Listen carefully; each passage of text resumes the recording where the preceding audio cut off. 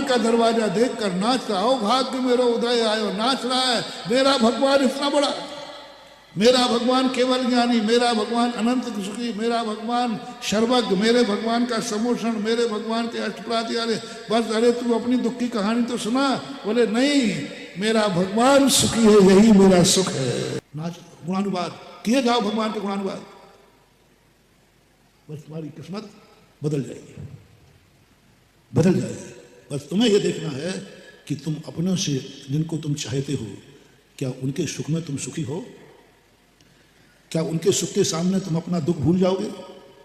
दो बातें, जो तुम्हारे पूज्य हैं और वो सुखी हैं, क्या उनके सुख में तुम्हें खुशी है? क्या तुम अपना दुख भूल सकते हो, छुपा सकते हो? तो छुपाओ।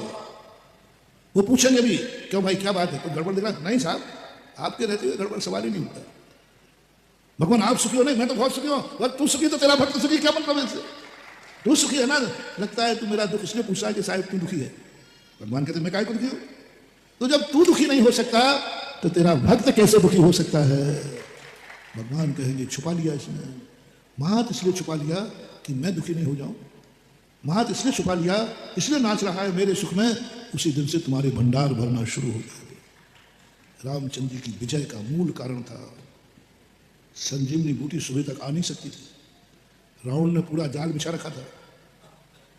मात्र एक गुण था, हनुमान अयोध्या में मेरा समाचार मत देना, जनक जी को मेरा समाचार मत देना, गुरु वशिष्ठ जी को मेरा समाचार मत देना, अयोध्या वासियों को मेरा समाचार मत देना। वो सहन नहीं कर पाएंगे, मेरे दुख की कहानी अयोध्या वाले सहन नहीं कर पाएंगे, कहीं मर जाएंगे, कहीं आक्रोश में हो जाएंगे, पता नहीं क्या होगा। बोलो, रामचंद्र जी के दुख की कहानी अयोध्या वाले सुनते तो क्या हाल होता?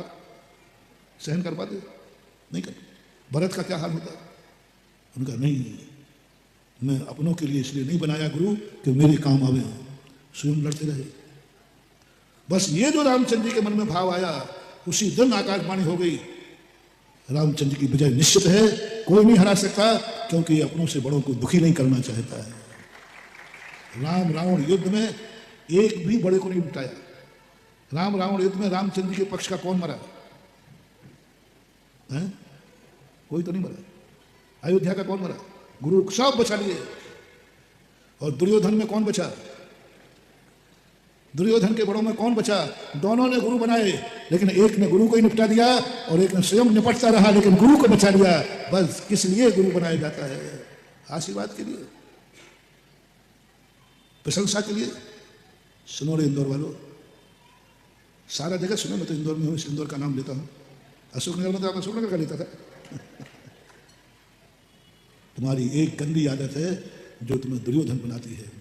तुम क्या चाहते हो? गुरु मेरी प्रशंसा करे, तुम खुश होते हो, तुम्हारी प्रशंसा करते तुम नाचोगे, मजा आ गया। तुम गुरु से प्रशंसा चाहते हो, तुम माँ बाप से प्रशंसा चाहते हो, तुम भगवान से प्रशंसा चाहते हो। बड़ों से जो प्रशंसा चाहता है उसी का विनाश निश्चित है। बड़ों से प्रशंसा चाहना नहीं, वो करें तो वो बात अलग है, चाहना नहीं। बड़ों से क्या चाहना? मैं इसलिए तुम्हारी, मैं कह सकता हूँ, हे प्यारे भगवान आत्माओं, हो इंदौर वालों, भाभी सिद्ध परमेष्ठी हो, कह सकते? नहीं कहूंगा। मैं यही कहूंगा, हे पापी आत्माओं। कैसा लगा? जब जब तुम्हारे मन में आए कि मेरे गुरु, मेरा माँ बाप मेरी निंदा करे और तुम बाहर मिठाई बांटो, समझ लेना तुम्हारा बेड़ा पार निश्चित हो गया। रामचंद्र जी कहते हैं, मैं गुरु इसलिए नहीं बना रहा हूं कि मेरे काम आएंगे, मैं गुरु इसलिए नहीं बना रहा हूं कि जिसके माध्यम से मैं यश कमा लूंगा, मुझे ज्ञान चाहिए, नहीं। क्योंकि मैं राजगद्दी पर बैठ रहा हूं तो लोग, मैं गलती करूंगा तो लोग नहीं बोल पाएंगे क्योंकि मैं राजा हूं, डरेंगे। और भक्त इसलिए नहीं बोलेगा क्योंकि भक्त को भगवान में कभी कमी दिखती ही नहीं है। भक्त को भक्त भगवान की कमी देख नहीं सकता, वो तो अंधा है। ओहो, क्या बात कर रहा हूं महानुभाव। मेरा भक्त अंधा है, वो मेरे में कमी देख नहीं पाएगा, और प्रजा मेरे में कमी देखे ही नहीं क्योंकि मैं राजा हूं। राजा का डर लगता है, अब मेरी कमी कौन देखेगा? इसलिए मैं गुरु बना रहा हूं जो मेरी गलती पर कह सके, हे राम, मेरा कान पकड़ सके, मुझे आदेश दे सके, हो सके तो मुझे आशीर्वाद नहीं, मुझे गुरु के थप्पड़ की जरूरत है, जो मुझे थप्पड़ लगे। ये रामचंद्र के उपाय हैं। रामचंद्र जी कहते हैं गुरु मैं आशीर्वाद के लिए नहीं बना रहा हूं, थप्पड़ के लिए बना रहा हूं। गुरु मेरी गलती निकाल सके, मुझे कान पर पकड़ सकें और कह सकें किसकी ताकत है जो कहे हे राम सावधान। एक व्यक्ति, कितने तुम बड़े आदमी हो जाओ महानुभाव, एक व्यक्ति को जरूर देना जो तुम्हारा कान पकड़ सके, जो तुम्हें थप्पड़ लगा सके, जो तुम्हें कभी भी कहीं भी किसी भी समय, कभी भी कहीं भी किसी भी समय तुम्हें थप्पड़ लगा सके। बोलो तुमने अपनी जिंदगी में किसको ये अधिकार दिया है? तुम्हें देना है, ले तो लूंगा मैं और लिए बैठा हूं, तभी तो प्रवचन में निपटा रहा हूं, लेकिन अधिकार गुरु लेगा नहीं, तुम दे दो ना। तुमने अपनी जिंदगी में किसको अधिकार दिया है जो कभी भी किसी भी समय कभी भी कहीं भी मुझे कुछ भी कह सकता है, गाली भी दे सकता है, थप्पड़ भी मार सकता है, लात भी मार सकता है। मेरे पास तो जूते नहीं हैं, तेरे बाप के पास जूते हैं, जूते भी मार सकता है। सम्यक दर्शन की तरफ ले रहा हूं, पहले मैं तुम्हें सम्यक दर्शन के योग्य तो बना लूं। क्या तुम्हारे पास कोई एक बड़ा आदमी है जो कभी भी कहीं भी किसी भी रूप में कोई भी अपमानित कर सकता है, थप्पड़ मार सकता है, गाली दे सकता है हिम्मत तुम्हारी? ये मत कहना तुम्हारे दोस्तों के सामने पापा डांट देता है, छोकरा मम्मी से कहता है पापा को थोड़ी इज्जत रखना चाहिए थी, अकेले में डांट देते, तुम्हारे दोस्तों के सामने उतार दी। बोलो छोकरो बताओ ना, यदि पापा ने तुम्हारे दोस्तों के सामने डांट दिया, गाली दे दी, थप्पड़ मार दी, तो तुम्हें उस समय कैसा लगेगा? बीच बाजार में तुम्हें जाकर के मार दिया, कैसा लगेगा? यदि तुम्हें लगे कि ऐसा इनको नहीं करना चाहिए, मारना तो कमरे में मार देते, सबके सामने इज्जत उतार दी। पापा है तो क्या हुआ, पापा है तो क्या हुआ, जहां चाहे मार दे, स्कूल में जाके मार दिया, दोस्तों के सामने मेरी भी कोई इज्जत है। कब से हो गया अरे छोकरा इज्जत वाला, कब से हो गया अरे इज्जत वाला, कब से हो गया तुम बड़ा? मैं बड़ा हो गया हूं, कब से हो गया बड़ा? जो बाप के सामने बड़ा हो जाता है कि अब मैं बड़ा हो गया हूं, वो बड़ा नहीं है, उसी का नाम है दही बड़ा। एक महानुभाव बनाओ जिसको कहीं भी किसी समय मार सकता है, किसी समय अपमान कर सकता है। तुम्हें एक लगना चाहिए मेरे अवभाग्य है, खुशी है कि आज मेरे बड़े बाजार में मेरे पिता ने मुझे जूता मार दिया। कौन से स्थान पर, कौन सा बड़ा बाजार है? वही रजवाड़ा, रजवाड़ा। अब वही मालूम है, उसी जगह हम तुम लाए थे, उसी रजवाड़े पर बाप आया और एक जूता मारा तुम्हें। कैसा लगा?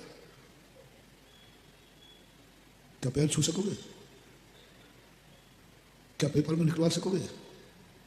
बाप का आशीर्वाद देते फोटो तो तुमने बहुत बार छपवाया, एक बार बाप का जूता मारते समय फोटो छपवा दो पेपर में, तो फिर मैं तुम्हें एक चमत्कार दिखाऊंगा।